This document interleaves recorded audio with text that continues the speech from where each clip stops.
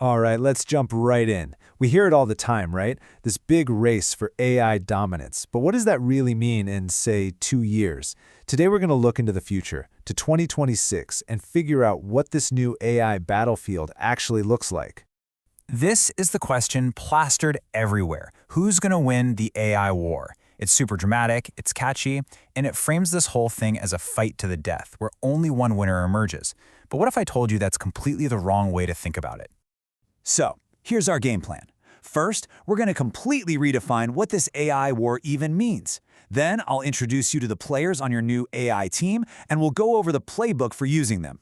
After that, we'll see the team in action. And finally, we'll talk about what it really takes to win. Okay, first things first, let's just tear down this old idea of a war. Because by 2026, the whole landscape is going to look so different from just a simple race to build the biggest, baddest model. Here's the new reality. You ready? By 2026, it's not about one king of the hill AI. It's about building a powerful ecosystem. Think of it like a team of specialists, all working together, where each one absolutely nails its specific job. And this is absolutely crucial. Success isn't about having the single smartest AI anymore. Nope.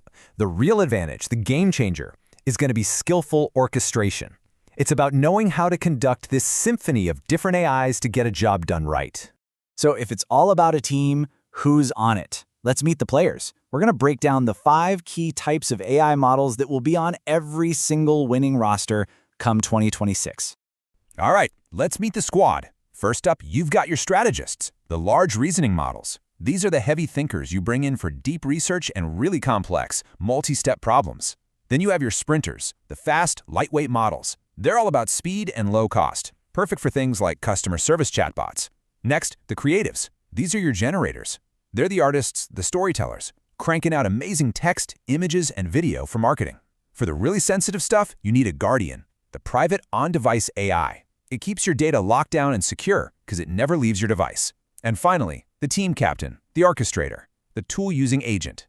This is the one that pulls it all together and automates entire workflows. Okay, so we've got our team. But just like in sports, having amazing players isn't enough. You need a playbook.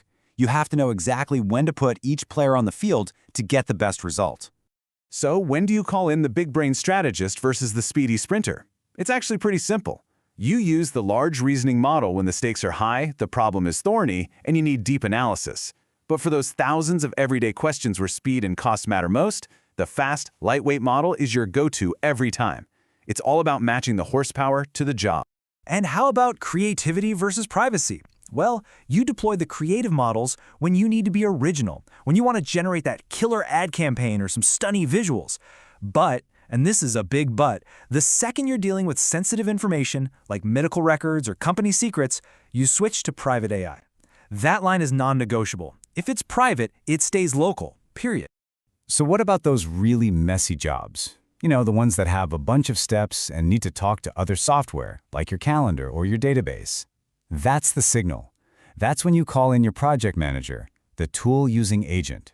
It's literally designed to automate those complex, multi-part workflows from beginning to end. Now this all sounds pretty cool in theory, right? But where are we actually going to see these AI teams changing the game? Let's look at the key sectors where this new team-based approach is going to create some serious value. And trust me, the impact is going to be huge, and it's going to be everywhere. In education, you'll have AI teams acting as personal tutors for every single student. In business, they'll be running complex market analysis overnight.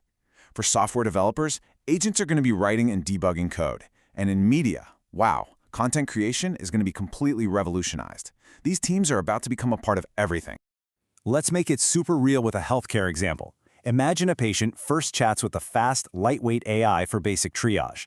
Then, their doctor uses a private, on-device AI to instantly summarize that chat into perfect clinical notes. And finally, a tool-using agent automates all the back-end stuff, booking the follow-up, handling the billing. See that? 3 different AIs working as one team in one totally seamless process.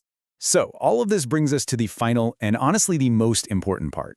If it's not about having the single most powerful AI, how do you actually win in this new world? The finish line is moved. It's not about raw brain power anymore. It's about real-world usability. The winning questions are going to be, is it reliable? Does it actually work with the tools we already use? Is it cost-effective? Is it safe? And maybe most importantly, can my team actually use it without a PhD? That's what's going to separate the winners from everybody else. And you know, it all boils down to this one powerful idea. The future doesn't belong to the people chasing some mythical magic engine that solves every problem. It belongs to the ones who learn how to build, manage, and orchestrate an incredible team. So I'll leave you with this one question to think about. Look at your own strategy, your own company, right now. Are you still searching for that one perfect engine? Or have you started building your team? Because how you answer that is going to decide who wins this next era of innovation.